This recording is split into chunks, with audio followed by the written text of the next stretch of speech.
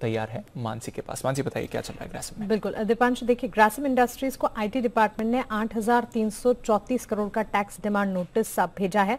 दरअसल AB capital के demerger मामले में कैपिटल गेन को मानकर ये नोटिस भेजा गया है। 2018-19 में ग्रुप कंपनी एबी कैपिटल को शेयर सेल का मामला है, ये तब की बात है ये, जिस पर अब फिलहाल कैपिटल गेन टैक्स की मांग की जा रही है। कंपनी का ये कहना है कि ऑर्डर के खिलाफ अब कंपनी कदम उठाएगी क्योंकि टैक्स लॉ के दायरे से बाहर ये डिमांड की गई है।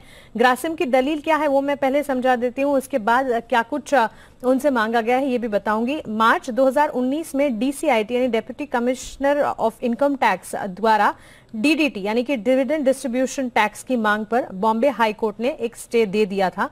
मार्च 2019 में इसी मामले में 5,872 करोड़ टैक्स की मांग की गई थी। ठीक इसी तरह से आईटी डिपार्टमेंट ने फिर से तब जो डिविडेंड डिस्ट्रीब्यूशन टैक्स की मांग की थी, अब कैपिटल गेन टैक्स लगाया है और कंपनी ने ये कहा है कि कंपनी ने शेयर जो है शेयर होल्डर को इश्यू किए हैं। ट्रांजैक्शन में कंपनी की कोई इनकम नहीं है जिस पर इनकम टैक्स लगाया जा सके, ये मैनेजमेंट का कहना है। अब डीसीआईटी यानी कि deputy commissioner of income tax ने शेयर इश्यू की वैल्यू जो है उसे 24,037 करोड़ आंका है और इस पर यह टैक्स लगाया है।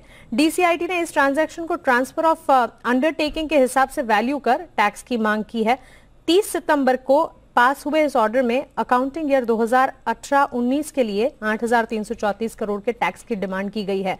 ग्रासिम की एक ही दलील है कि ये टैक्स जो है ये कंपनी ने जो शेयर है वो शेयर होल्डर को इशू किए हैं और इसी के चलते इन्होंने कोई इनकम नहीं कमाई जिस पर टैक्स दिया जा सके। अब इसी मामले पर आगे ग्रासिम हो सकता है इस ऑर्डर पर कदम भी उठाएगी, लेकिन फिलहाल बड़ा टैक्स मांगा गया है जिसके चलते आज के सत्र में हमने स्टॉक पे एक नेगेटिव एक्शन भी देखा है। बिल्कुल, तो यह है आपके लिए ग्रासिम। नेगेटिव एक्शन भी आपको आते हुए दिख रहा है। बड़ा टैक्स डिमांड है, पर देखते हैं आगे जाकर इसका कैसा इंपैक्ट रहेगा। इनफैक्ट चोपड़ा साहब भी हमारे साथ तैयार हैं, विजय चोपड़ा। गुड आफ्टरनून चोपड़ा साहब, कोई राय ग्रासिम पर? पहले भी ये टैक्स डिमांड आ चुकी है पर इस बार थोड़ी ज्यादा बढ़कर आई है, देखना पड़ेगा क्या रिस्पॉन्स रहता है। इनिशियल रिएक्शन के बाद स्टॉक भी थोड़ा संभला है, आपकी राय सर?